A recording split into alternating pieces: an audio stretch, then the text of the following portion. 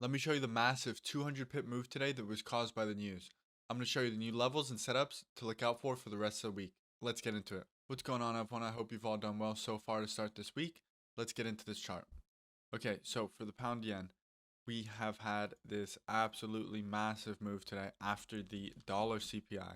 I'll admit it's quite surprising to see such a large move coming from the dollar CPI.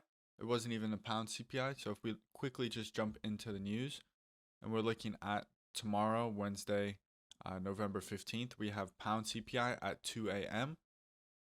And if we go back one day to today, we had dollar core CPI at 8:30. So if we jump back into this chart and we look at this candle came out at 8. So if we go down to the 5-minute, we had this massive spike up here at 8:30. This was, what was that, 83 pips in total in 5 minutes. And it went all the way up 200 pips from the news release. So absolutely massive move today. I didn't trade this news move, but it's really good for trading the pound yen for the next couple of days. Hopefully this will increase the volatility in the ranges of the day, meaning there's more potential for greater amount of pips. But also one thing to note is that we have broken out of this previous high. So this is the previous high that we've been looking to break for ages now. So this was the one I mentioned in my last video that was super important and could hold and reject price back down, but price was strong enough to break through the level.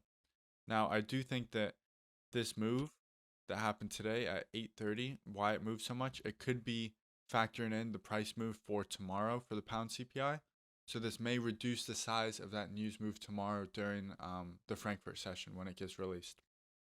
So I wouldn't expect that to be as large unless the numbers come out very, very different than what's expected. So we'll have to wait and see. So now I just want to tell you guys a little bit of different things that I changed with my chart. So all of the bank levels for the hold numbers are the black dashed line. So 186, 187, 188, 189, and so on, all the way up and all the way down. They're going to be, except for this one, they're going to all be dashed lines from now on. That's my bank levels just to watch out for. And now let me show you guys the new levels that we have to look out for since we've broken above this daily high here to the left. So I'm going to go onto the 4-hour and zoom out and show you all of the levels to the left. So these levels were created back in, I believe, around 2015. Okay, so number one is this 187 area. Do you see this rejection here on multiple occasions at 187? That's why I always mark out these bank levels at the whole number, because they do hold as levels at times. Okay, and now this 187.41 area here, again, rejection, rejection, rejection, multiple times, even into the past, even more. It's held multiple times at this level. One thing I do want to point out about this level is that the last time price went through the area, it took it out very quickly. And the same thing happened this time. It didn't stop again at the 187.41. It went straight through there. So I'm going to leave the line up as a reference, as a zone, just in case, but I wouldn't classify it as my strongest level. Now we have this 188 whole number again. So multiple rejections here at this 188 on both sides of that move. Again, rejections here. So again, I would say a stronger level.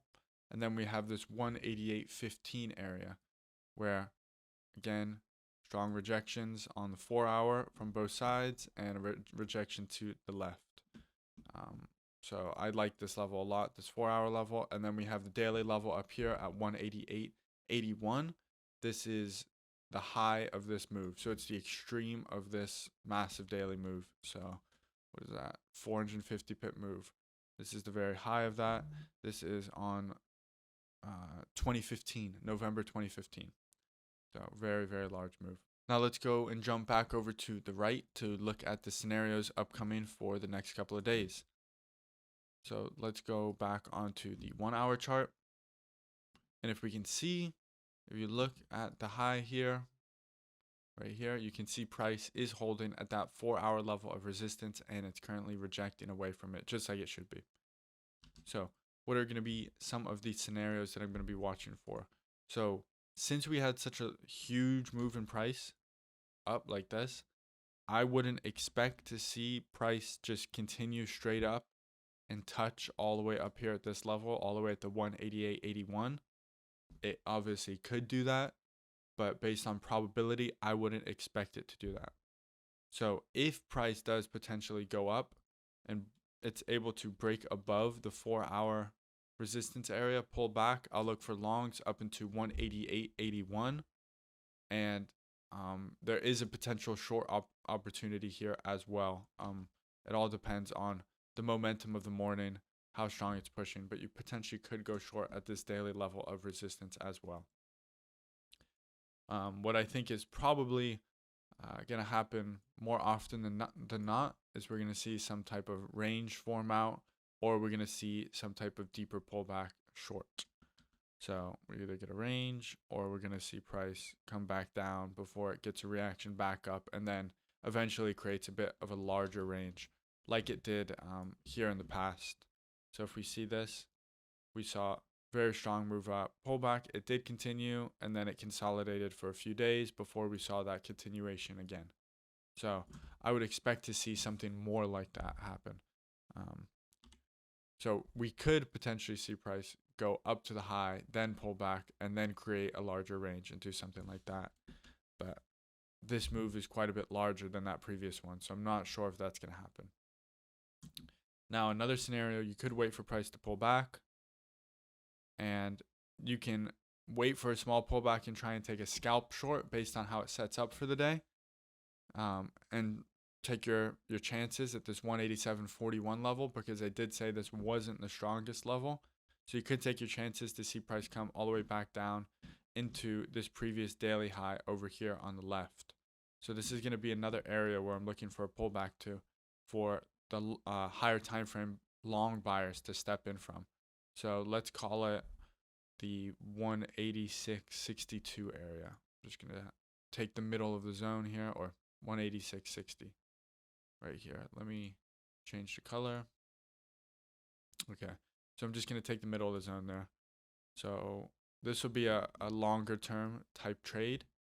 Like I don't expect this to come all the way down here by tomorrow, but potentially take a short back down into maybe this 187 whole number area would be a shout for tomorrow.